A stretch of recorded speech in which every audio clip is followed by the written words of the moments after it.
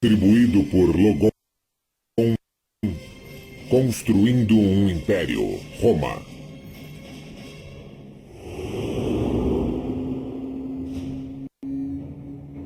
De março do ano 44 a.C. O homem mais poderoso do mundo está morto no chão do Senado romano. Como general, ele quase dobrou o tamanho do Império Romano. Como político, planejou uma impressionante ascensão ao poder. Mas agora esse guerreiro foi morto em Roma e por romanos. Seu nome era Caio Júlio César. A ascensão de César ao poder foi atribuída à sua vontade de ter o melhor posto no Estado romano. Ele parecia querer muito poder para si mesmo, e ele não dividia esse poder com ninguém, e isso levou diretamente ao seu assassinato. Décadas antes, quando era um jovem general, César descobriu que a estrada para a glória em Roma começava em campos de batalha distantes de lá. Sua sede de conquistas militares levaria à construção de um dos mais intimidantes feitos da engenharia romana.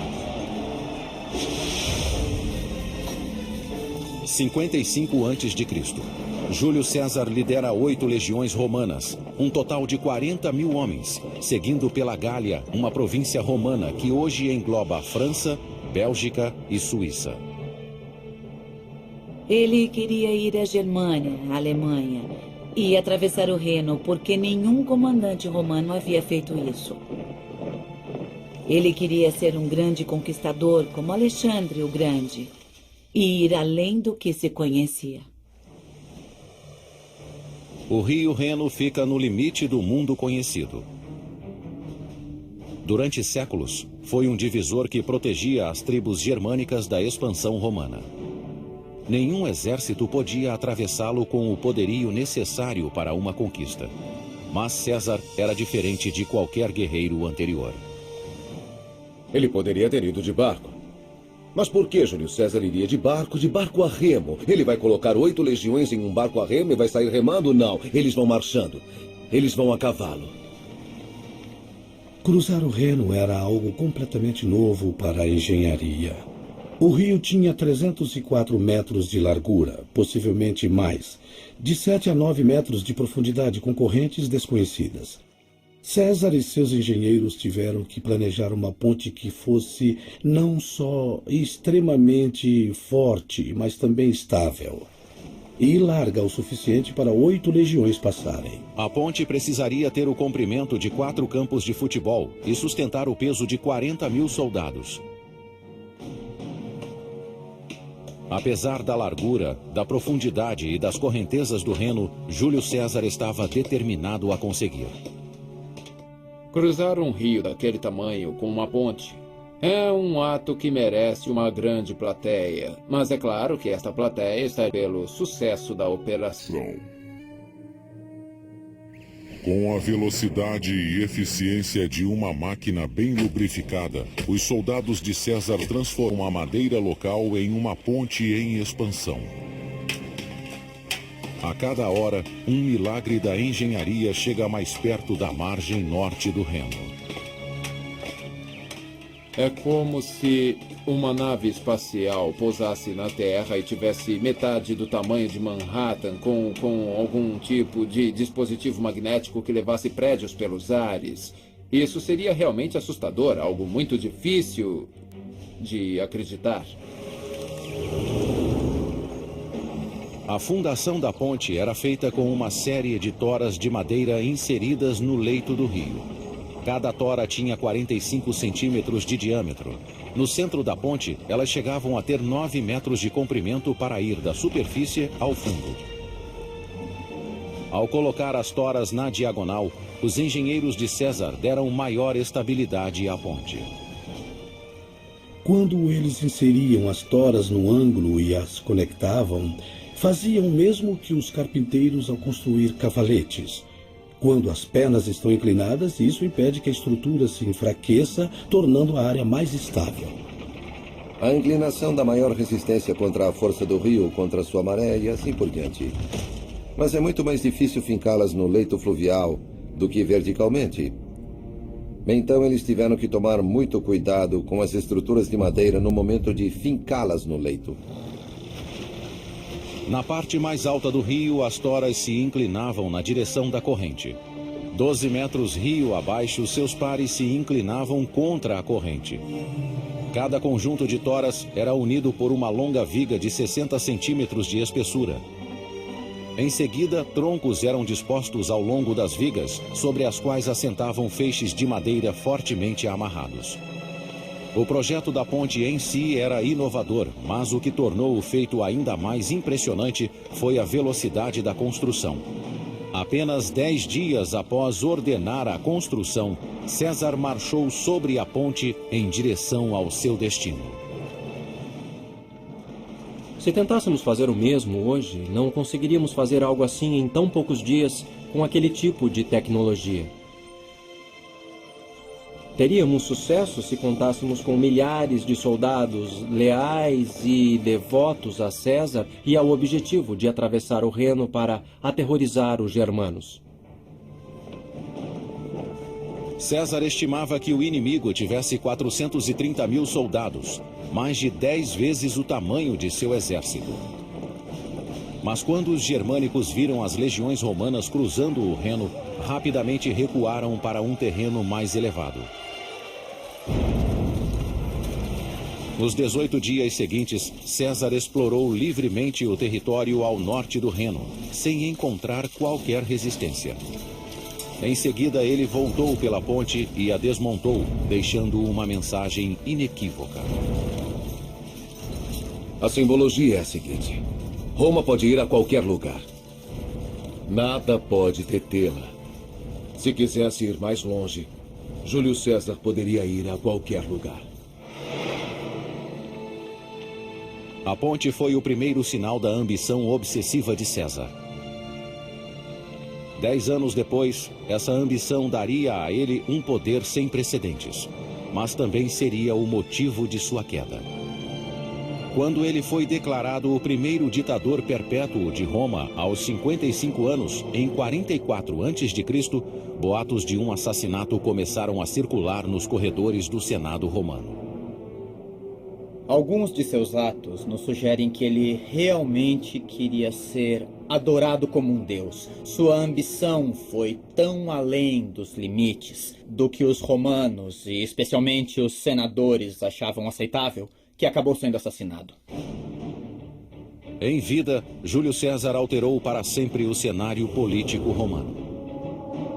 Na morte, ele incorporou o potencial e o risco do poder absoluto.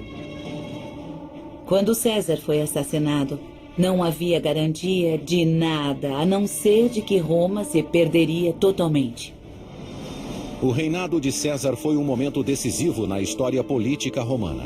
Sua conquista da Gália expandiu enormemente o alcance da influência romana. A consolidação de seu poder marcou o fim da República Romana, governada por senadores e cônsules democraticamente eleitos, e o início de um império em que tiranos podiam governar com autoridade absoluta. Alguns usariam o poder para construir obras maravilhosas de engenharia. A vaidade, excessos e ignorância de outros levariam o império à beira da destruição. Apesar de tudo, Roma se tornaria a civilização mais poderosa e avançada que o mundo já havia visto.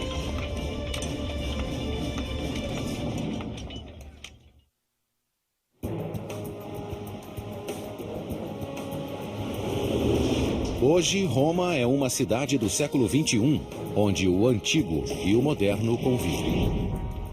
Qualquer um que tenha visitado a cidade de Roma fica maravilhado com essa grande mistura de períodos de tempo, do pré-histórico até a idade moderna. E uma coisa incrível sobre Roma é que você vive nos mitos da história de uma das maiores civilizações que já fizeram parte da história da humanidade. Segundo a lenda, Roma foi fundada em 753 a.C. por Rômulo e Remo. 2 irmãos que foram abandonados quando bebês e criados por uma loba. Os 2 irmãos construíram a própria cidade às margens do rio Tibre, mas uma discordância quanto a quem iria governar terminou em morte. Remo foi morto por Rômulo, que deu o nome à cidade. Não seria a última vez que um crime daria origem a um novo governante romano. A Guerra Civil foi um dos acontecimentos que definiu o crescimento do Estado romano. A história, a lenda de Rômulo e Remo, ecoa desde então por toda a história de Roma. Inicialmente, Roma era um dos inúmeros pequenos reinados que lutavam pelo poder na Itália Central. Mas, ao contrário de muitos de seus vizinhos que desconfiavam de forasteiros, Roma abrigava todos os párias ambiciosos. Rômulo disse: já que não temos uma grande população, eu vou construir um asilo, eu vou criar um tipo de zona livre para todos, escravos foragidos, bandidos, piratas, enfim. Venha e faça parte deste grande conceito que é Roma. Este é um tipo de atitude única. Desde o começo, os romanos eram muito abertos. Essa abertura encorajou uma livre troca de ideias. Entre elas, teorias de engenharia importadas de outras culturas. Ao utilizar a tecnologia de vizinhos, como os etruscos, Roma expandiu e se tornou um poder regional. Os romanos possuíam uma incrível habilidade de pegar uma tecnologia já ultrapassada, adaptá-la às suas necessidades, melhorá-la e aperfeiçoá-la. Eles usaram as técnicas dos etruscos de construção de estradas, também de sistemas de distribuição de água através de canais, de construção de grandes e extraordinárias muralhas e de produzir algo tendo essas técnicas como base. O primeiro grande feito da engenharia romana foi a Cloaca Máxima. Um grande sistema de esgotos que funciona até hoje, 2.500 anos após a construção. A Cloaca Máxima leva os dejetos da cidade até o rio Tibre. Os dutos subterrâneos do esgoto também eram usados para drenar a área pantanosa entre os vilarejos de Roma. Nesse local foi construído o Fórum, o antigo distrito central de Roma. A construção da Cloaca Máxima permitiu a passagem de Roma de um simples grupo de tribos vivendo em colinas ao redor de um pântano para uma cultura centralizada e unificada. O novo Fórum Romano, que resultou da drenagem da Cloaca Máxima, permitiu a consolidação dos romanos em um único local. Enquanto a cultura de Roma se consolidava, a influência da cidade sobre seus vizinhos começou a crescer. No século IV a.C., Roma controlava boa parte da Itália Central. Seus engenheiros foram chamados para criar uma infraestrutura de transportes para conectar o império em expansão. Na antiguidade, existiam basicamente 2 tipos de transporte. Existia o transporte feito por terra, a cavalo, a pé, em carroças e o transporte fluvial. As estradas, como as conhecemos hoje, praticamente não existiam antes do Império Romano. Tudo isso mudou em 312 a.C., quando foi construída a Via Ápia. A primeira autoestrada nacional romana se estendia por 212 quilômetros, da capital até a província de Campania. Para traçar a rota mais curta e direta para a costa, engenheiros romanos usaram um instrumento especial de topografia. Os romanos utilizavam uma ferramenta chamada groma, uma haste vertical com uma cruz no topo. Usava-se essa cruz para alinhar 2 pontos. A grande diferença entre as estradas romanas e as modernas é que os romanos não conseguiam fazer curvas. Então eram linhas retas, e viravam um ângulo reto e depois iam reto em outra direção.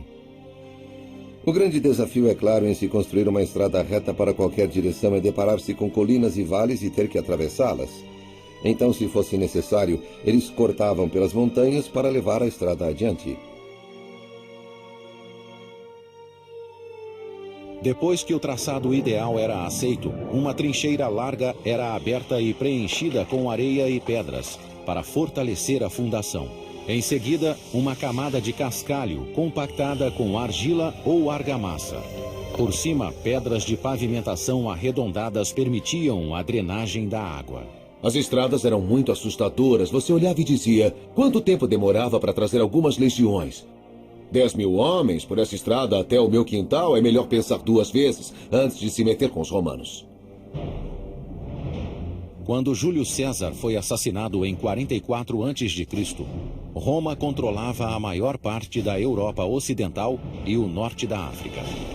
Tendo derrotado Cartago um século antes, Roma era a única superpotência do mundo mediterrâneo. O sucessor de César foi seu sobrinho neto, Otávio, que foi rebatizado de Augusto e coroado como o primeiro imperador de Roma. No governo de Augusto, a rede de estradas romanas foi expandida até os cantos mais distantes do império. E com a estrada pavimentada, era hora de construir novos destinos. Sob o domínio de Augusto, surgiram dezenas de cidades do estilo romano, com fórum, teatro, anfiteatro, basílica e outros estabelecimentos que marcavam as cidades romanas. Para os nativos das províncias recém-conquistadas, as novas cidades validavam o estilo de vida romano. As pessoas iam para essas novas cidades, esses centros urbanos que simbolizavam a civilização, com um novo padrão de vida, bons empregos. O dinheiro estava ali, como nos dias de hoje as pessoas vão para onde o dinheiro está.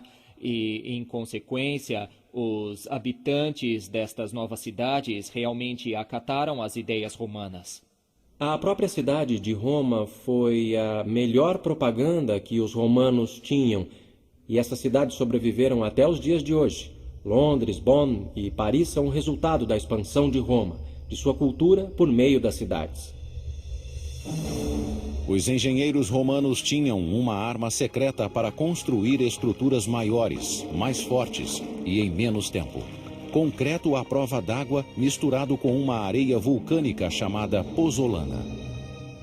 Os primeiros concretos eram mistura de cal e água, que, apesar de serem coesos, não eram fortes, e as partículas tinham a tendência a se separar facilmente. Mas o concreto romano, a pozzolana, reagia com o cal, dando um concreto como o moderno, muito mais forte. Eles logo perceberam que, usando essa substância, eles poderiam construir literalmente embaixo d'água, uma invenção extraordinária que permitiu que eles criassem grandes piers dentro da água, revolucionando o transporte. Se as pontes pudessem ser construídas, haveria pontes permanentes em vez de pontes de madeira. Durante o governo de Augusto, esse concreto solidificou o controle de Roma sobre a Europa Ocidental, permitindo que os construtores romanos dominassem a paisagem com enormes monolitos artificiais. Um deles iria revolucionar a vida cotidiana em Roma durante vários séculos.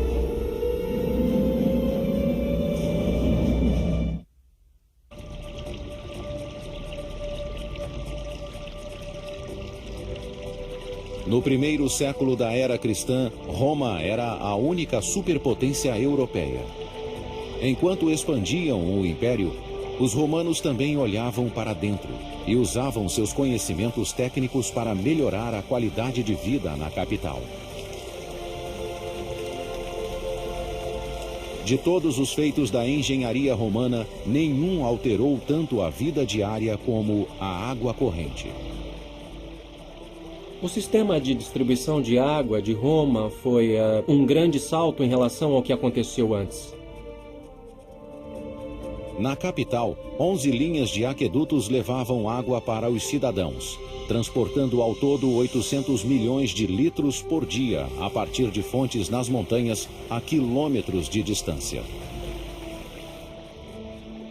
O que os aquedutos fizeram foi revolucionar o cotidiano do cidadão romano. Não só dos jardins e vilas dos mais ricos ou palácios do imperador, mas do cidadão comum. Havia muita água disponível na cidade de Roma, e isso sustentava uma grande população. Os aquedutos promoveram o crescimento de uma nova cultura urbana. Com o fornecimento constante de água, quase 1 milhão de pessoas viviam com limpeza e conforto na capital. A água dos aquedutos retirava os dejetos humanos e mantinha a cidade limpa. Por isso os romanos se consideravam superiores, eram mais limpos do que os outros. Nenhum império sozinho pode levar o crédito pelo sucesso dos aquedutos. Eles foram construídos ao longo de vários séculos. Mas foi o imperador Cláudio, um homem desfigurado que sofria de gagueira, que teve o maior impacto no abastecimento de água de Roma. Antes de subir ao poder, Cláudio era motivo de riso. Considerado inválido, ele era até escondido do povo.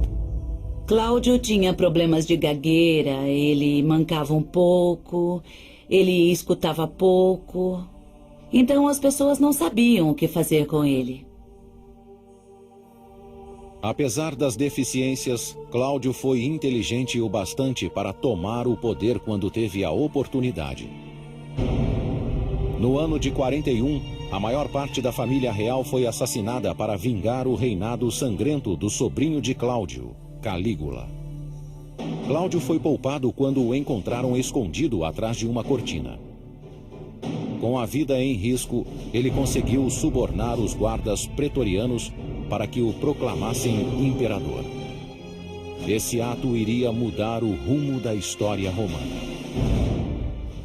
Quando ele se tornou imperador, governou de forma, pelo menos para os nossos padrões, bem. Certamente não era um homem burro.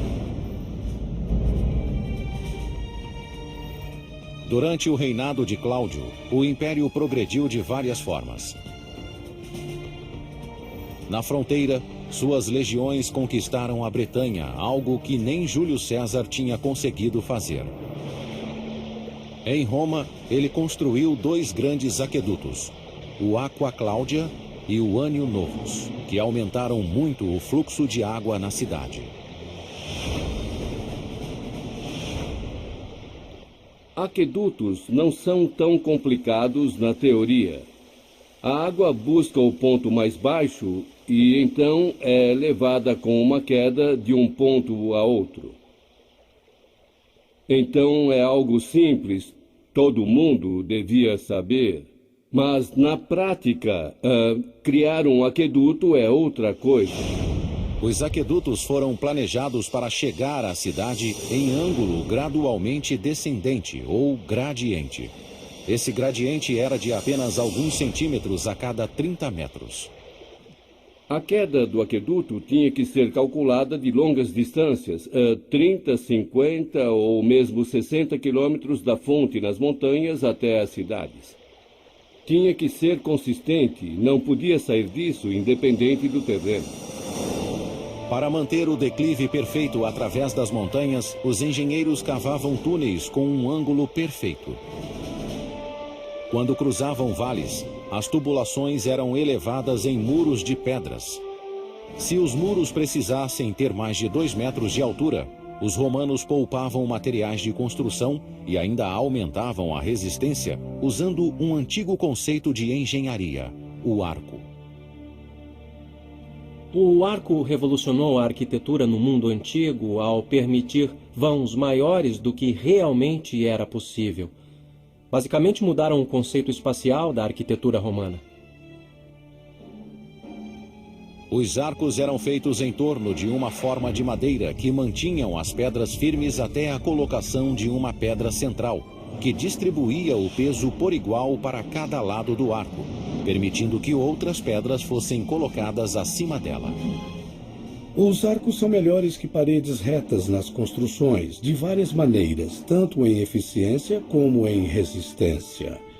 Os arcos requerem menos material para serem construídos e são muito fortes para suportar tetos, arquedutos e qualquer coisa que colocar em cima. Uma coluna de arcos de 10 quilômetros levava o Aqua Claudia através de vales a caminho de Roma. Os aquedutos eram cobertos, mas claro, se tirasse a cobertura, poderia ver a água como um rio seguindo em direção à cidade. Ao chegar na cidade, cada aqueduto desembocava em 3 tanques de contenção. Um para as fontes públicas de água potável, o segundo para os banhos públicos e o terceiro reservado para o imperador e outros romanos ricos que podiam pagar pela própria água corrente. Um conceito avançado para a época. Basicamente, toda a casa, no século I ou II, depois de Cristo, tinha água corrente. Isso é impressionante, pois em toda a Idade Média isso não aconteceu. Com a construção do Aqua Claudia e do Annio Novus, o imperador Cláudio revitalizou o sistema romano de distribuição de água. Seu governo foi um sucesso, mas as escolhas que fez na vida particular acabaram provocando sua queda. A tradição diz que Cláudio era lascivo, que ele amava suas mulheres e também suas esposas demais, e ele as servia. Ele chocou o império quando se casou com a própria sobrinha, Agripina, irmã de Calígula. Agripina vinha de uma linhagem de mulheres ambiciosas, populares e poderosas. Ela era como a Cleópatra de sua época. Ela era determinada, muito orgulhosa e era ambiciosa, terrivelmente ambiciosa. Depois de viver cercada por imperadores a vida toda, Agripina queria sentir o gosto do poder. Ela utilizou todo o seu encanto físico e político para obtê-lo. E depois que Cláudio estava sob seu controle, Agripina usou o filho como forma de perpetuá-lo. A principal intenção de Agripina ao seduzir Cláudio e se tornar imperatriz era garantir que seu filho ascendesse ao trono. No ano de 50, Agripina convenceu Cláudio a nomear seu filho de um casamento anterior como herdeiro, em detrimento do próprio filho biológico do imperador. 4 anos depois, o imperador estava morto, envenenado por um cogumelo e pela ambição da esposa. Da noite para o dia, Agripina passou de esposa de um imperador a mãe de outro. O novo imperador era Nero, um futuro tirano de 16 anos de idade que destruiria a cidade.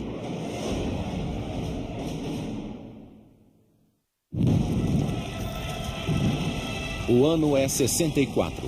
Um pequeno incêndio se torna um inferno de uma semana que reduz grandes áreas de Roma a cinzas, deixando milhares de desabrigados.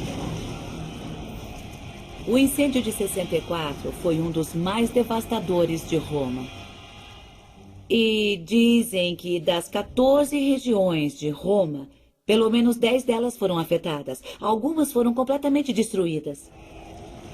Deve ter sido grande o número de indivíduos mortos no tumulto, ou que foram mortos pela fumaça ou pelo próprio fogo. O maior suspeito de ter provocado o incêndio foi o próprio imperador. Nero foi supostamente visto tocando sua lira no topo de uma torre próxima enquanto o fogo ardia.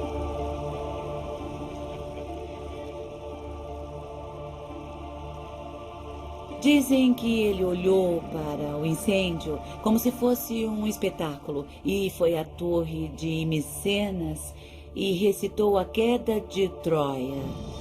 Dizem que Nero tocava música enquanto Roma queimava.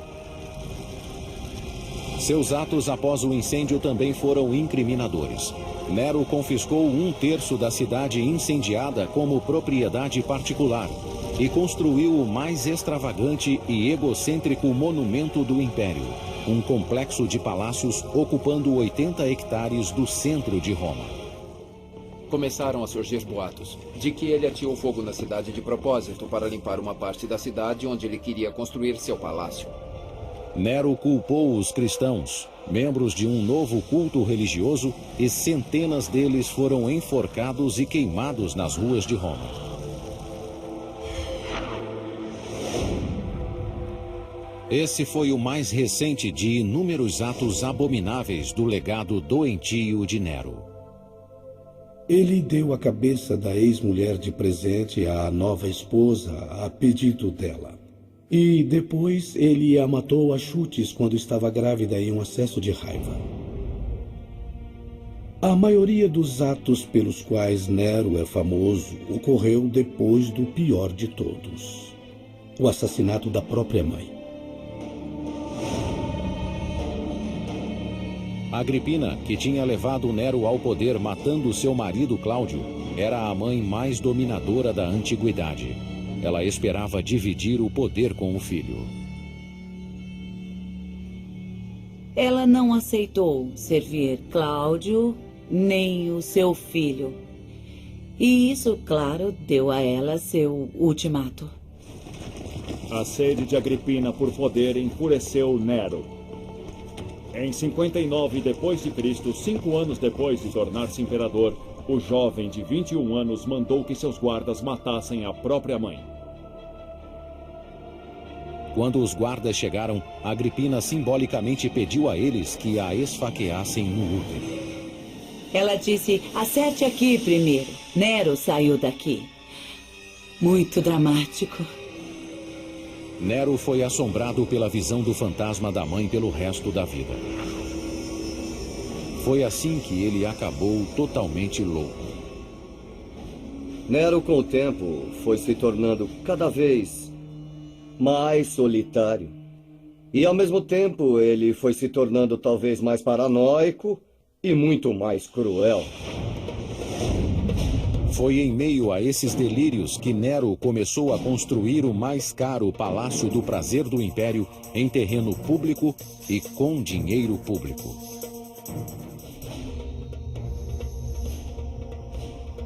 Imagine se todo o Central Park se transformasse num palácio particular de Bill Gates. E isso foi no coração da cidade, onde os ricos, os influentes e proprietários da cidade já tinham suas próprias casas. E eu diria que foi chocante. Nero tirou dinheiro das províncias para conseguir dinheiro. E em Roma, ele exigiu dinheiro dos ricos. Eles entregavam o dinheiro a ele e depois eram mortos. Deve ter sido uma época assustadora para se viver. A Casa Dourada de Nero foi construída com a dor e o suor do trabalho forçado. Na Roma antiga, a escravidão era uma prática comum e aceitável. 1 em cada 3 pessoas que moravam na cidade era escrava.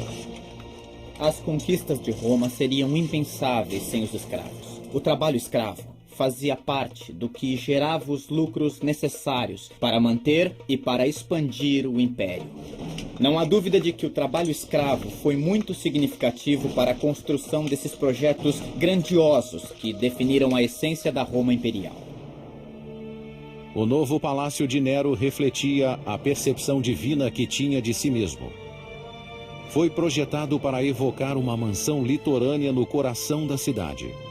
Vinhedos, jardins e pastos para animais selvagens cobriram o que antes havia sido o centro de Roma.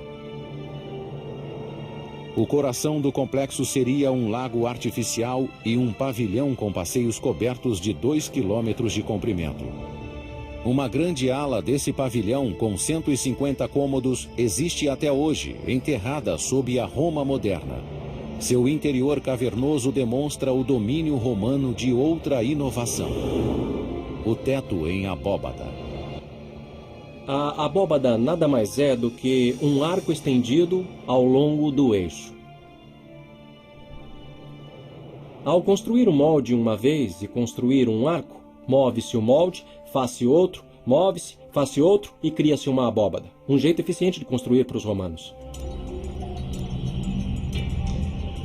Quando a Casa Dourada foi terminada 4 anos depois, o imperador Nero exclamou: "Finalmente posso começar a viver em uma casa digna de um ser humano."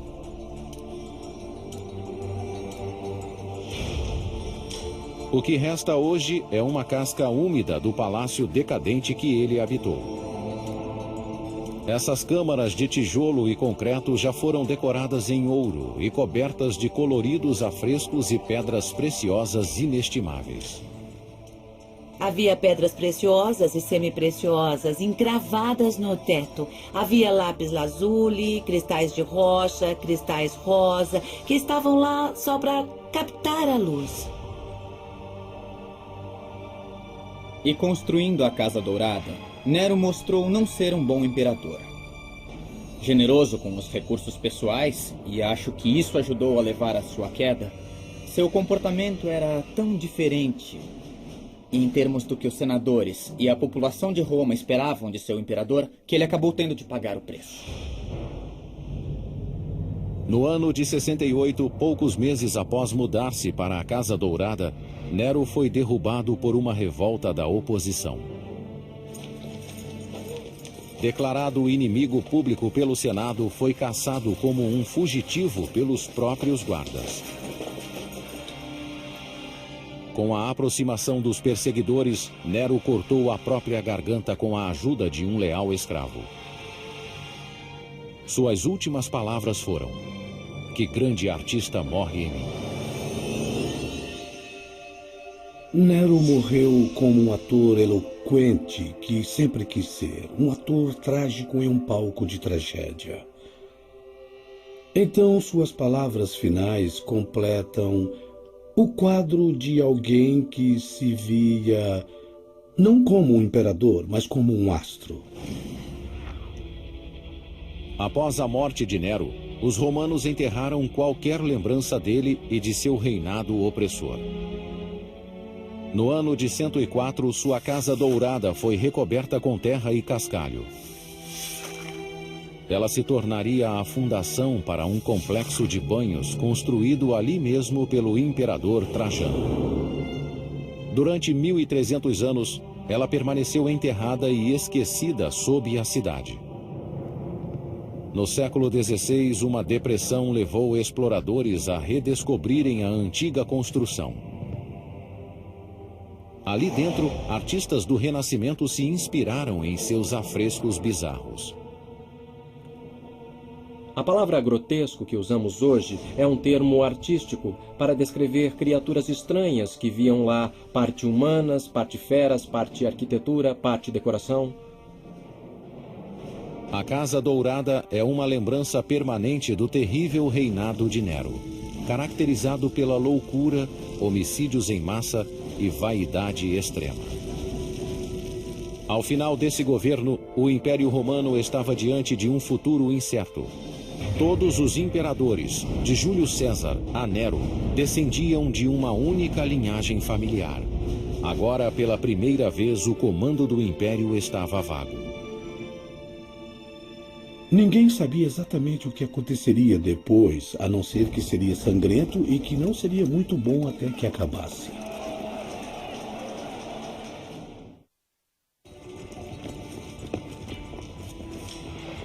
Ano 69 da Era Cristã.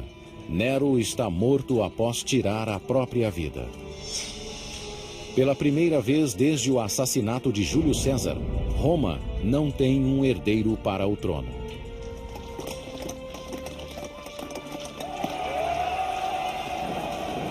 Tem início uma disputa entre os principais generais do Império, que voltam seus exércitos uns contra os outros na luta pelo poder. O grande vitorioso é Vespasiano, um general simples e direto que comandou as legiões romanas na Judéia. Ele não tem sangue real e é bem diferente de seu tirânico predecessor. Vespasiano era o anti-Nero. Ele era o mais diferente de Nero possível. Era oficial de carreira, era um homem prático e experiente, que tinha aversão a gente pretensiosa e tinha orgulho disso. Vespasiano era do tipo que preferia assistir ao futebol ou à ópera. Diferente de Nero, que explorou o conhecimento de seus engenheiros para projetos pessoais, Vespasiano pôs as melhores mentes de Roma a serviço do povo. Ele começou drenando o enorme lago construído por Nero nos jardins de seu palácio. Em seu lugar seria construída a mais famosa obra da engenharia romana, um lugar para onde seria canalizado todo o caos que consumira a cidade. Ele seria chamado de Anfiteatro Flávio, mais conhecido como Coliseu.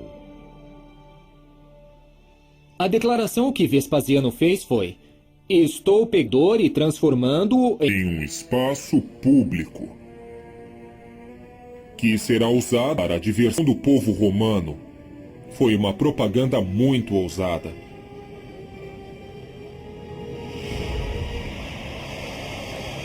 Gladiadores derramavam sangue em nome da diversão há séculos. Mas o povo de Roma ansiava por espetáculos maiores e mais ousados. O Coliseu daria aos gladiadores um campo de matança permanente. E os jogos atingiriam um grau de carnificina jamais visto na história do Império. Essa era a grande atração, era o Superdome. O entretenimento vinha até você. De animais de todos os lugares do mundo, a prisioneiros de terras distantes, tudo era levado a esse local ao seu assento favorito, e bem no centro da cidade. A construção do Coliseu teve início no ano de 72 e foi financiada pela venda de relíquias preciosas roubadas de templos judaicos durante o saque de Jerusalém. 12.000 prisioneiros judeus foram trazidos daquela campanha para construir o anfiteatro. Eles trabalharam em condições muito duras, trabalhavam muito e até o final.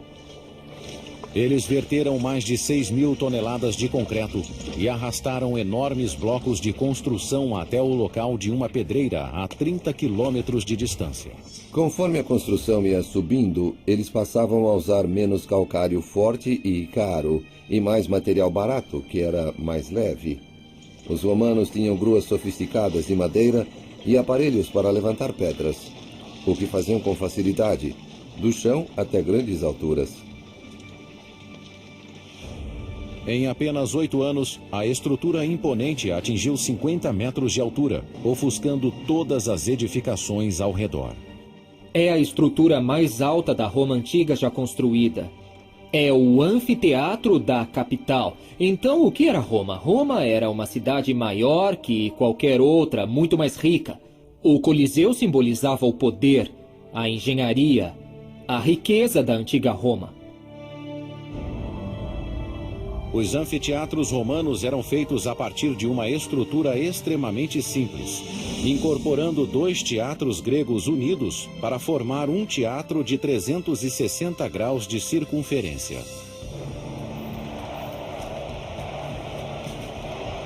O Coliseu estabeleceu um novo padrão em design de anfiteatros romanos. Uma rede complexa de corredores e escadas permitia a entrada e a saída de 70.000 pessoas em tempo recorde. Assim como nos estádios atuais, quem entrava no Coliseu tinha um ingresso correspondente ao número de um portão de entrada. O projeto do complexo visava a controlar a multidão e dar conforto a todos. Havia 110 fontes de água potável e 2 banheiros grandes para atender à lotação completa. O Coliseu tinha até um teto retrátil. Nos dias quentes, uma lona era desenrolada sobre a parte superior para proteger os espectadores do sol. Ela era operada por marinheiros romanos posicionados em torno da arcada superior do estádio. Eles a moviam de acordo com o sol e com o vento. Assim, o Coliseu tinha circulação de ar, sombra E eles ficavam nas arcadas, movimentando as hastes pelos buracos que vemos pelo lado de fora, e que sustentavam a lona que cobria o local. Em 80 d.C., o Coliseu estava pronto. Mas Vespasiano não viveu para ver a inauguração de seu maior monumento. Ele morreu de causas naturais 1 ano antes. Quem conduziu a cerimônia de inauguração foi seu filho e sucessor, Tito. Durante 100 dias consecutivos, os romanos lotaram o Coliseu para ver todo o tipo de carnificina imaginável. 5.000 animais foram mortos em um único dia. Milhares de gladiadores e prisioneiros perderam a vida lá. Fora da arena, matanças nessa escala ocorriam apenas em guerras, mas dentro dela era apenas diversão. Durava o dia inteiro. Pela manhã, eles viam homens matarem ou serem mortos por animais. Ao meio-dia, viam a execução de prisioneiros.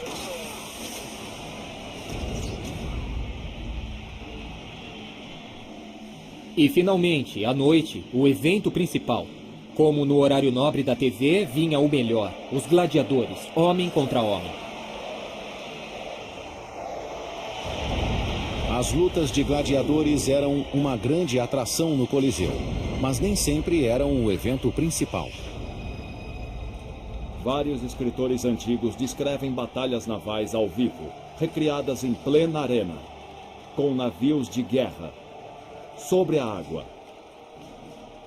Teria sido totalmente possível desviar a água de um aqueduto diretamente para o Coliseu para inundá-lo com uma profundidade rasa.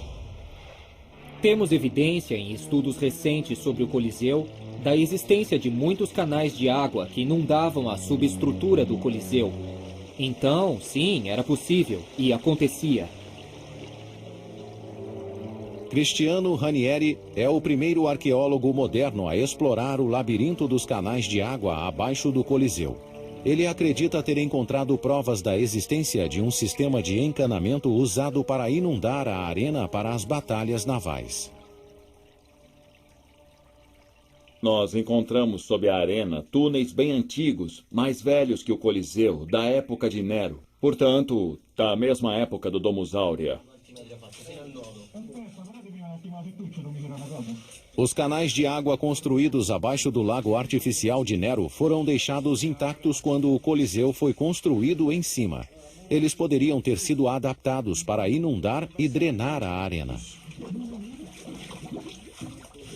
Nestas imagens inéditas, Cristiano lidera uma equipe de mergulho nesses antigos canais e na água poluída com detritos de 2 milênios. Abaixo do Coliseu, ele descobre um tanque de contenção diretamente ligado a um aqueduto próximo. Cristiano acredita que a água era desviada daquele aqueduto para a arena.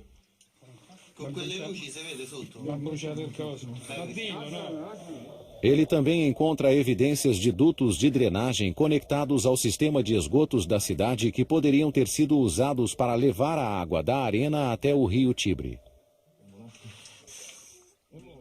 Havia um sistema de drenagem. Os túneis eram usados para inundar a arena, a fim de criar o cenário para as batalhas navais.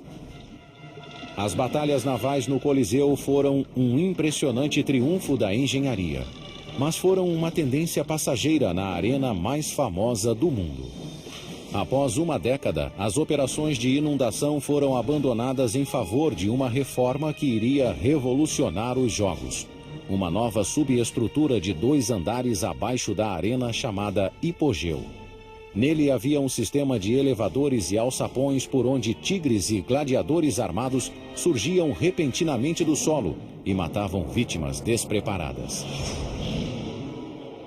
Embora o verdadeiro espetáculo ocorresse na arena, a base, o centro nervoso, o sistema de suporte da arena era embaixo, no hipogeu,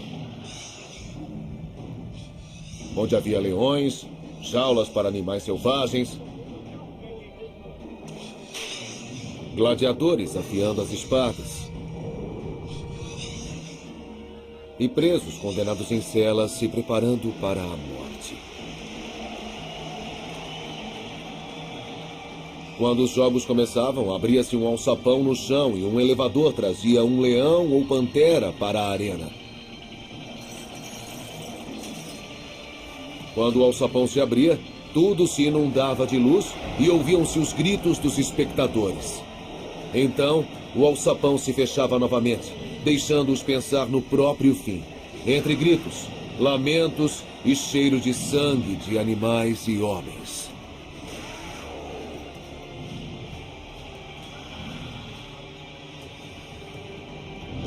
Violentos, sangrentos, exploradores, emocionantes.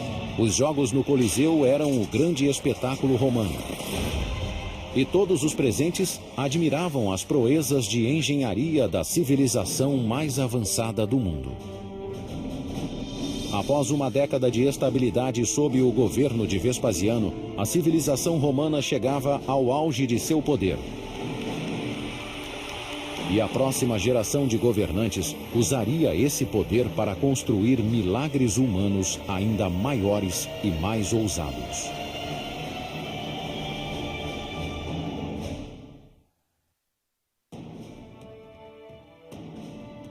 No final do primeiro século da era cristã, o Império Romano se estendia da Inglaterra ao Egito, de Portugal à Pérsia. 50 milhões de pessoas de todas as raças e idiomas eram leais a um imperador. Esse imperador sempre fora italiano, até o ano de 98, quando um estrangeiro assumiu o controle do império. Ele se chamava Trajano, um guerreiro ambicioso da província da Espanha, cujos triunfos nos campos de batalha chamaram a atenção do enfermo imperador Nerva. Como não tinha descendentes, Nerva adotou Trajano como filho e herdeiro. Havia uma ideia ampla do que significava ser romano e quem podia realmente ajudar a participar do Estado. E Trajano é um bom exemplo disso. Trajano foi o primeiro de uma série de imperadores de fora da Itália. Trajano herdou o Império Romano quando Nerva morreu. Imediatamente, ele se dispôs a provar lealdade aos cidadãos da capital e sabia que, para fazer isso, precisava apelar ao inflexível senso de supremacia do povo. Os romanos pensavam em grande escala, o tamanho de seu império, o tamanho de suas construções e a ambição de seus principais líderes. Sem dúvida, esse é um dos pontos que podemos definir como necessários a um romano. Eles eram movidos por um tipo de ego cultural coletivo. Trajano deu início a uma grande campanha de construção que começou com a infraestrutura do império. Fez reparos urgentes em estradas, portos e prédios públicos. Ergueu um dos últimos grandes aquedutos e construiu novos banhos públicos sobre as fundações da Casa Dourada de Nero. Todas essas construções exigiam muito dinheiro. E para completar e para executar seus planos, ele precisava de muito mais. E em termos romanos, isso significava conquistar. Em seu terceiro ano como imperador, Trajano lançou uma ofensiva militar para arrecadar dinheiro para a construção de novos monumentos magníficos. Decidiu conquistar a Dácia, uma região que engloba as atuais Romênia e Hungria, que se defendera dos romanos por séculos. Os dácios se renderam em 107 d.C., após anos de duros combates. O imperador conquistador saqueou centenas de toneladas de ouro e prata da nova província.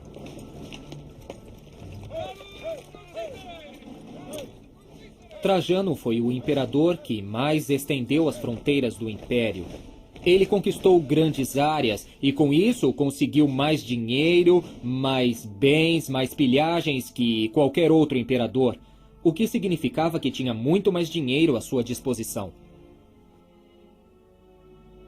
O imperador instalou a nova capital em um grande espaço público que aliviaria o congestionamento no centro da superlotada Roma.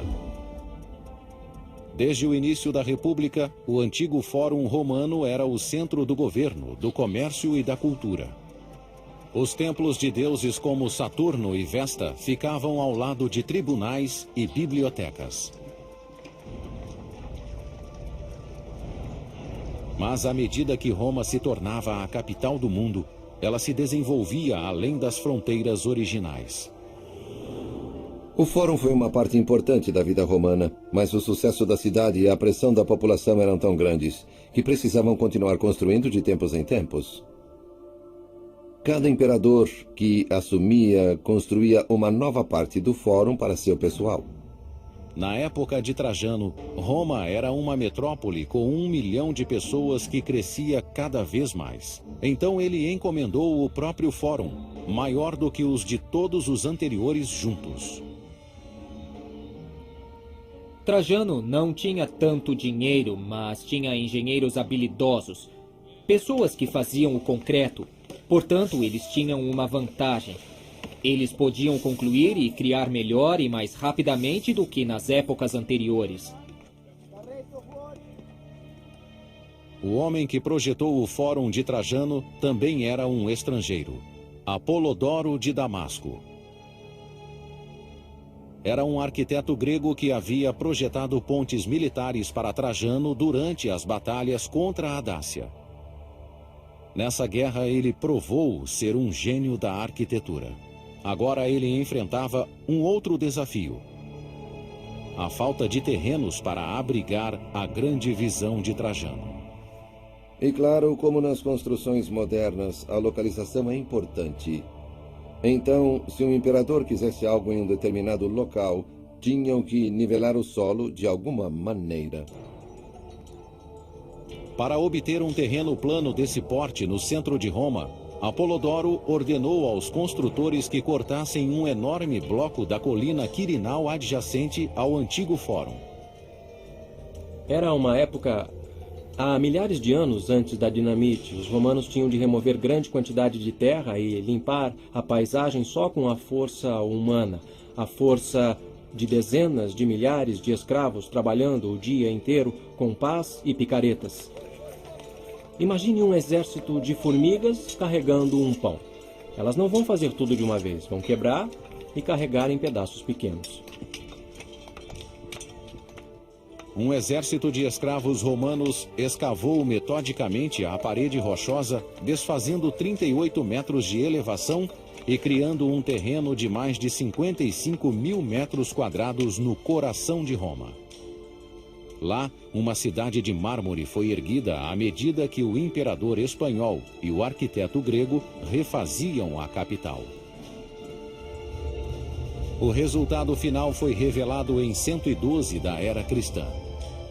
O Fórum de Trajano era um conjunto de mármore magnífico, com bibliotecas gregas e latinas, estátuas colossais, uma enorme praça central e uma basílica de 2 andares, onde as leis eram feitas e os processos julgados. Ir ao Fórum de Trajano era realmente uma grande experiência para qualquer romano. Eles entravam na basílica, a maior já construída na época. A basílica era revestida de mármore e cheia de luz. Depois, quando se chegava à praça, via-se a monumental estátua equestre de Trajano. Então ela devia ser uma visão e tanto. A peça central do Fórum era uma coluna de mármore de 38 metros que se erguia acima da nova construção. Essa coluna ainda existe hoje. Ao redor de sua fachada, uma escultura em alto relevo conta a história da invasão da Dácia por Trajano. Trajano aparece várias e várias vezes, sempre envolvido em todos os aspectos da campanha, do planejamento inicial até a conquista final. E desse modo, a coluna serve como um tipo de propaganda. A altura exata da coluna possui um significado mais sutil. A altura da coluna de Trajano em si, 30 metros, mais a base e a estátua no topo, marcaram a altura da colina Quirinal, que foi removida para que o fórum fosse erguido no local. Portanto, é um marco não só das batalhas de Trajano, mas também das batalhas de Apolodoro, para limpar a terra e criar um espaço urbano monumental. O Fórum de Trajano ficou em pé por 700 anos. A maior parte foi reduzida a pó por um terremoto no século IX. Mas há uma seção que sobreviveu e que não deixa dúvida sobre sua escala imponente. Um vasto complexo conhecido como Mercado de Trajano. Apolodoro escorou o penhasco de 38 metros que ele criara, construindo um mercado romano de 6 andares diretamente na encosta da colina. Ele moldou os primeiros 3 andares em uma estrutura semicircular, com corredores longos e curvos. O mercado funcionava para reforçar a encosta que havia sido escavada. Não é por acaso que a forma usada contra a encosta seja côncava. Portanto, mais forte, tem a forma de um arco virado nessa direção para suportar a pressão da colina ao lado. Acima do semicírculo havia mais 3 andares com pequenas lojas e grandes corredores com 3 andares de altura.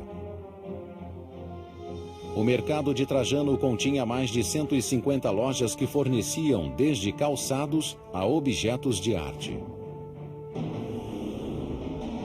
Esses mercados deviam vender grandes quantidades de materiais dos 4 cantos do mundo romano, talvez até de mais longe.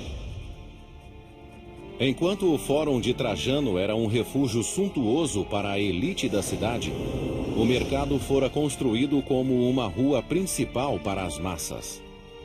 O mercado e fórum juntos representavam 2 lados da cultura romana. A opulência do fórum, o átrio cheio de colunas, as decorações douradas, representavam um centro enorme e formal para a cidade. E bem ao lado estava o mercado feito de alvenaria, um lugar comum para a vida dos cidadãos romanos. As proezas de Trajano na engenharia e suas conquistas no exterior fizeram dele um dos imperadores mais populares da história de Roma. No fim do seu reinado, em 117 d.C., o império chegou ao tamanho máximo, desde o Oriente Médio até o Golfo Pérsico. Mas defender um território tão grande seria um problema para o sucessor de Trajano. Para estabilizar as fronteiras do império, o próximo imperador construiria uma barricada sólida para isolar o mundo romano dos bárbaros.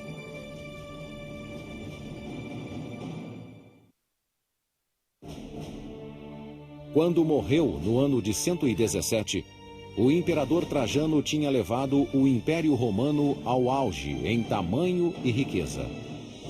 Mas as desvantagens de tal dominação logo se tornariam evidentes.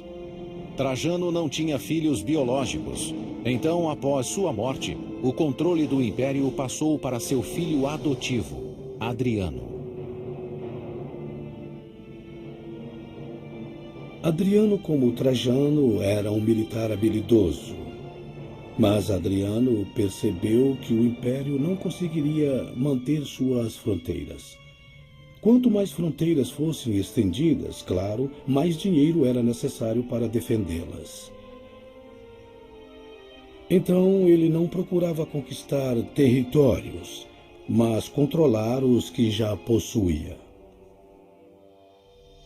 Uma evidência concreta da política de defesa de Adriano pode ser encontrada atualmente em uma região remota no norte da Inglaterra, a 2.400 quilômetros de Roma.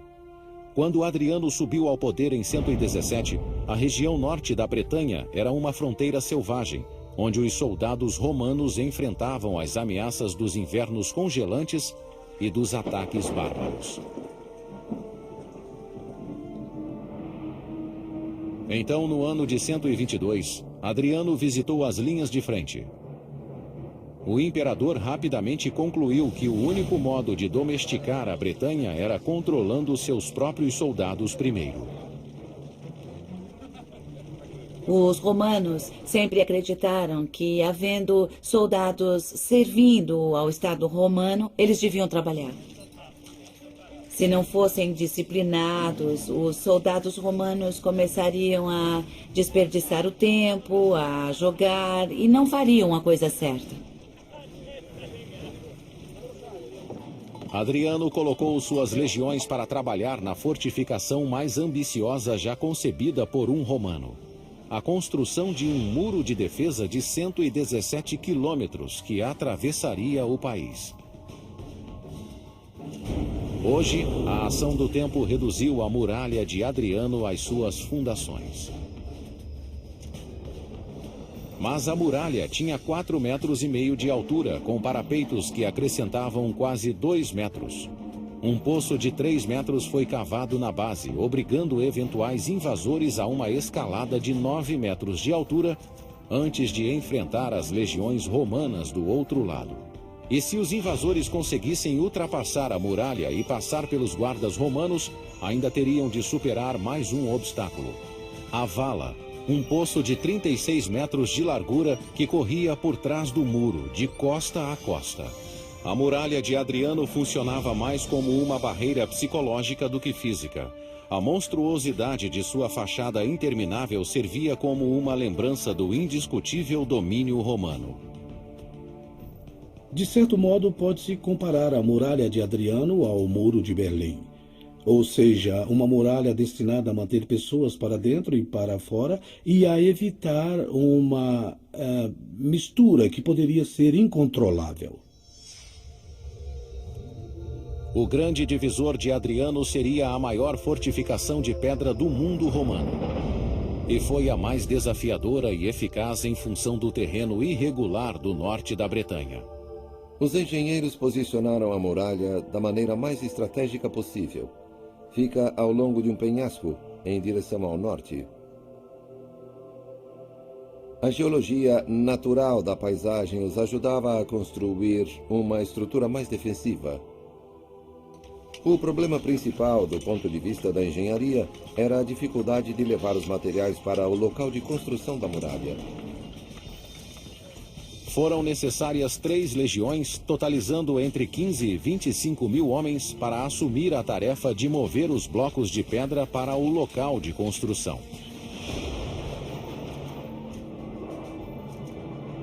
Mas o muro era só um dos componentes do grande projeto de Adriano.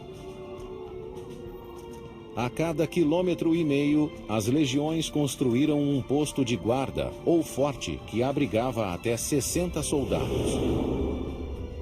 Entre os fortes, havia 2 torres menores, onde sentinelas vigiavam constantemente a fronteira.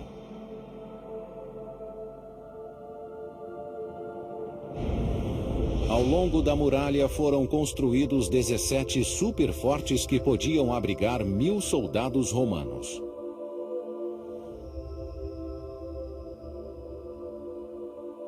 Isso, na verdade, criou uma zona militar que permitiu aos romanos manter uma força militar ao longo da muralha para sair, patrulhar o fronte, fazer a manutenção e ainda manter uma presença militar que era efetiva e imponente. Cada superforte tinha de 1 a 2 hectares e possuía um salão de reunião, um templo, tendas, um hospital e uma casa de banho. Tudo o que fosse necessário para manter um exército. Ao redor dos fortes surgiram cidades para satisfazer a demanda constante do exército por comida e suprimentos. Os soldados romanos queriam sapatos romanos, queriam agulhas romanas, queriam tudo o que pudessem conseguir no mundo romano. Então o comércio os seguia, os bares os seguiam, as mulheres o seguiam e acabaram mudando fundamentalmente as áreas em que se assentavam. Em apenas 5 anos, a vasta barreira através da Bretanha estava completa. O imperador assegurou a fronteira norte de Roma, melhorou a disciplina de seus soldados e criou uma prova evidente do alcance do poder romano.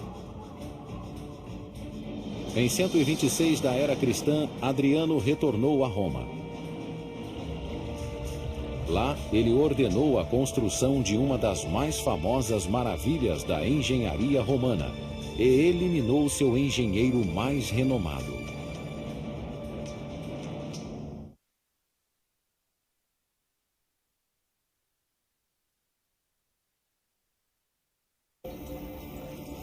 Em 126, Adriano retornou a Roma depois de uma inspeção militar de 5 anos nas fronteiras romanas. Enquanto ele estava afastado, os construtores trabalharam incansavelmente para realizar sua visão arquitetônica na capital. Adriano certamente queria deixar sua marca em Roma. Ele queria restaurar as construções de Augusto e mostrar que podia fazer melhor.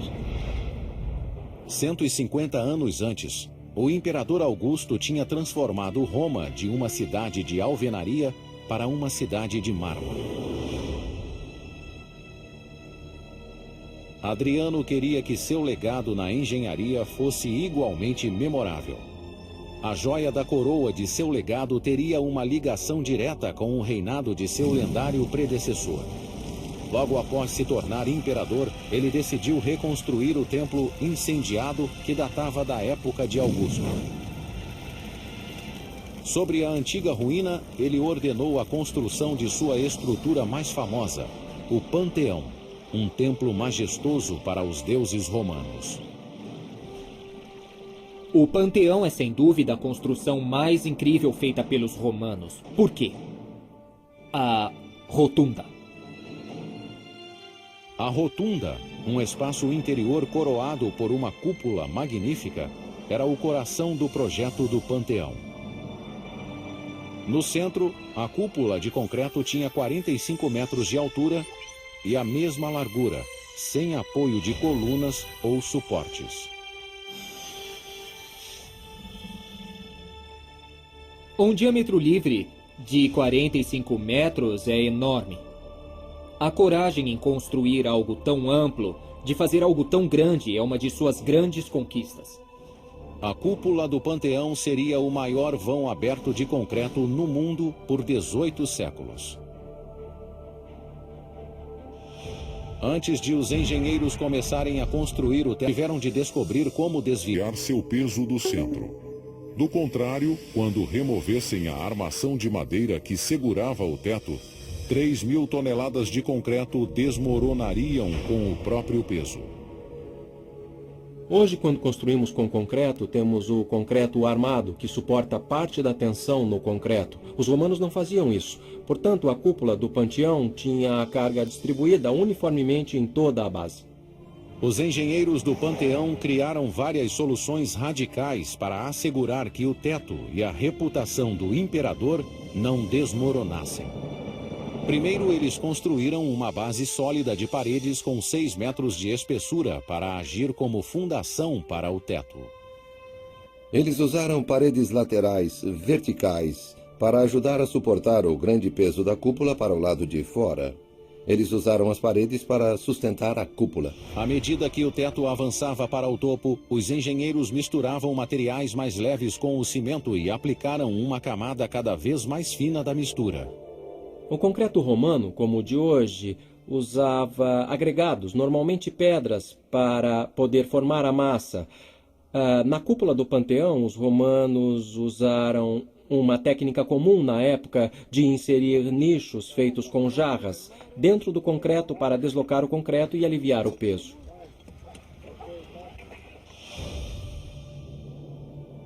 Para deixar o teto ainda mais leve, os construtores moldaram alvéolos no teto que serviam para 2 propósitos engenhosos. Esses alvéolos tinham, claro, um propósito estético. Eles permitem que a superfície da cúpula seja decorada, mas ao mesmo tempo eles reduzem a quantidade de concreto necessária para a própria cúpula. Uma alteração final para distribuir o peso da cúpula se tornou a característica mais notável do Panteão: o óculo, uma cavidade de 9 metros no centro do teto. O óculo elimina a tensão do concreto pesado no ponto mais fraco da cúpula e ilumina o interior como o sol ilumina a Terra. Imagine uma pessoa da época que nunca tinha visto esse tipo de espaço interior, pois nada parecido havia sido construído antes. Sentindo o aspecto religioso do seu interior, uma construção dedicada a todos os deuses. Os engenheiros do panteão queriam a perfeição e quase alcançaram. Mas uma falha misteriosa no projeto ainda intriga os observadores atuais. O pórtico frontal do panteão, a entrada que leva ao interior, está 3 metros mais baixo. Ele não se liga à rotunda como deveria. Por que colunas de 15 metros não foram usadas no lugar das de 12 metros? Só podemos especular. Será que afundaram no Mediterrâneo?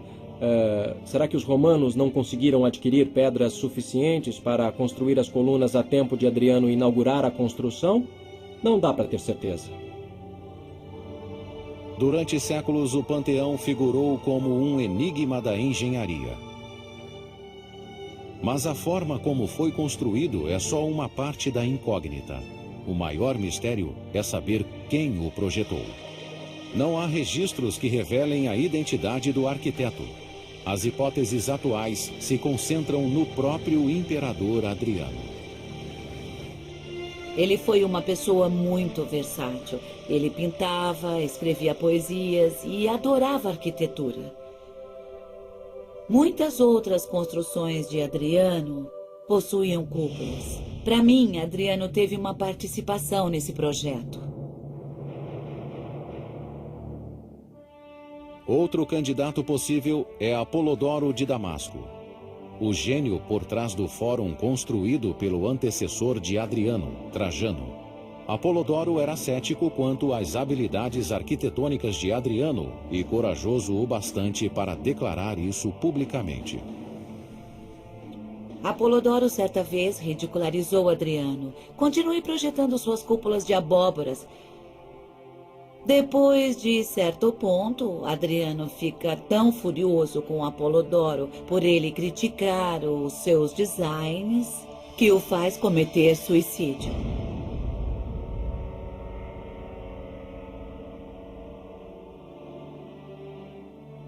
No ano 138, 8 anos após ordenar a morte do maior arquiteto de Roma, Adriano morreu de causas naturais aos 62 anos de idade.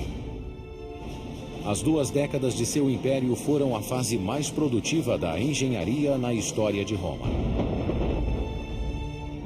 Quando Adriano morreu, portos, templos, pontes e basílicas em todos os cantos de Roma tinham seu nome. Quase um século depois, outro imperador encomendou uma das últimas grandes construções de Roma e provocou a queda e a destruição do império.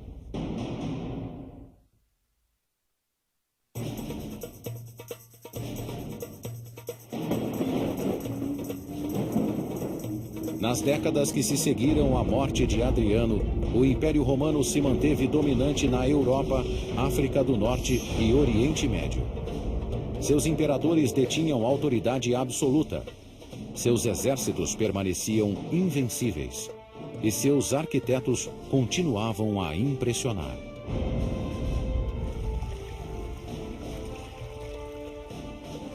Sua maior realização, um complexo imenso de termas romanas, foi encomendado em 212 da era cristã pelo corrupto imperador Caracalla. Ele ascendeu ao poder à moda antiga, através do assassinato.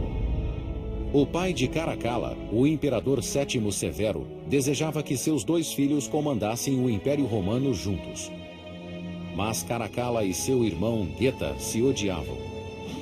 Depois da morte do pai, foi uma questão de tempo até que um eliminasse o outro. Caracalla agiu primeiro. Caracalla o matou na frente de sua mãe, o que para mim é uma coisa terrível. O nome de Geta não só foi apagado da memória, não só nas inscrições, mas sua imagem foi destruída. Eles apagaram o nome, mas deixaram a rasura. Sabemos que o Estado tomou todas as providências para que fosse apagado. E devemos lembrar dessa lição. Durante o reinado de Caracalla, o sangue correu novamente pelas câmaras imperiais. O império voltara às mãos de um tirano que governava pelo medo. O governo de Caracalla foi caracterizado como de um homem, imperador, que se punha acima de todos os outros homens, dentro da esfera dos deuses. Caracalla queria deixar um legado que garantisse fama eterna, como o Coliseu de Vespasiano, o Fórum de Trajano e o Panteão de Adriano. Ele tinha que se provar merecedor do poder imperial. Tinha que mostrar que era ainda melhor que seu pai. O novo imperador tentou compensar seus pecados construindo um complexo de casas de banho. As termas eram parte integrante da vida cotidiana em Roma havia séculos. Eram prédios com piscinas de água quente e fria. Mas as termas eram mais do que um lugar para se banhar. Eram clubes de campo abertos a todas as classes.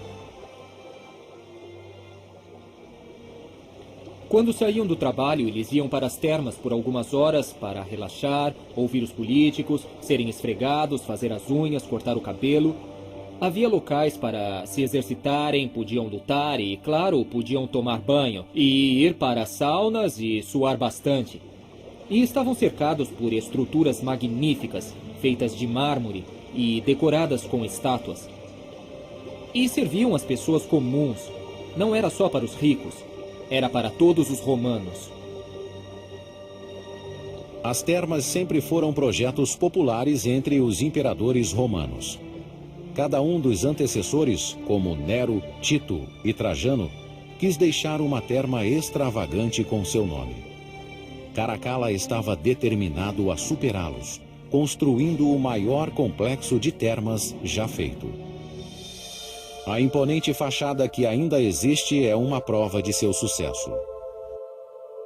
Como podem ver, pelas ruínas ao nosso redor havia uma série de salas enormes em que tinham piscinas do tamanho de piscinas olímpicas que serviam para banhos de temperaturas diferentes, salas para banhos particulares e áreas em que as pessoas podiam se reunir. O prédio central era maior do que a Basílica de São Pedro e decorado de cima a baixo com ouro e mármore. O piso era coberto com mosaicos intricados, dos quais ainda restam fragmentos. Ao redor do prédio principal havia espaços abertos para eventos de atletismo, prédios separados contendo bibliotecas, lojas, restaurantes e até bordéis em seu perímetro. O complexo acomodava confortavelmente quase 2.000 pessoas de uma só vez. Essa pequena cidade recebia mais pessoas todos os dias. As enormes salas são prova da engenharia e habilidade das pessoas que as construíram. Superaram quaisquer termas construídas anteriormente. Os empregados de Caracalla trabalharam ao máximo para terminar as termas rapidamente. Para construir uma casa de banho tão magnífica em 5 anos, devia haver de 5 a 10 mil pessoas trabalhando, diariamente, por 5 anos seguidos. O prédio visto na superfície era só parte da história. Por baixo do complexo, uma tubulação desviada de um aqueduto próximo trazia 18 milhões de litros de água fresca para as termas todos os dias. Para aquecer as piscinas, a água passava por fornalhas onde era aquecida por fogueiras. Cerca de 50 fornalhas foram construídas diretamente sob o piso. O piso dividia literalmente romanos ricos e bem-sucedidos dos escravos e trabalhadores do submundo que viviam em difíceis condições, como em fornalhas, alimentando o fogo e engasgando com fumaça, vapor e assim por diante. Aqui em cima, estas belas câmaras decoradas com mármores, mosaicos e tetos esculpidos deviam lembrar o paraíso. As termas de Caracalla foram inauguradas em 216. Foi uma das últimas grandes façanhas da engenharia romana, combinando a arte que os romanos aperfeiçoaram durante anos. Em um complexo de banhos como o de Caracalla, reuniram-se as conquistas feitas pela engenharia romana. A produção de tijolos, a alvenaria, a importação de mármore. Havia a velha tradição de Roma de construir sistemas de água e aquedutos, mas também os sistemas de drenagem e esgoto. Havia também muita experiência no uso de concreto, o que permitiu que criassem grandes espaços para serem cobertos com grandes cúpulas e abóbodas. As termas de Caracalla foram um grande sucesso, mas o mesmo não pode ser dito de seu reinado. Enquanto seu projeto favorito exauria a economia romana, Caracalla dilapidava os cofres públicos nas invasões da Pérsia e da Armênia, regiões orientais que não eram controladas por um imperador romano desde Trajano, um século antes. Como Trajano, Caracalla esperava concretizar seu legado através das conquistas. No entanto, ele selou o próprio destino. Em 217, após 6 anos de um reinado de crueldade e intimidação, Caracalla foi esfaqueado pelos próprios guardas durante uma campanha militar no Oriente. No mesmo ano, um incêndio devastador destruiu o Coliseu e a alma da capital. O anfiteatro foi reconstruído 20 anos depois, mas o império nunca se recuperou. Os dias de glória de Augusto, Vespasiano e Trajano pertenciam a um passado distante e jamais retornariam. Nos 3 séculos seguintes, o império que crescera com tanto brilho seria lentamente extinto. Os prováveis motivos do declínio não caberiam em um livro.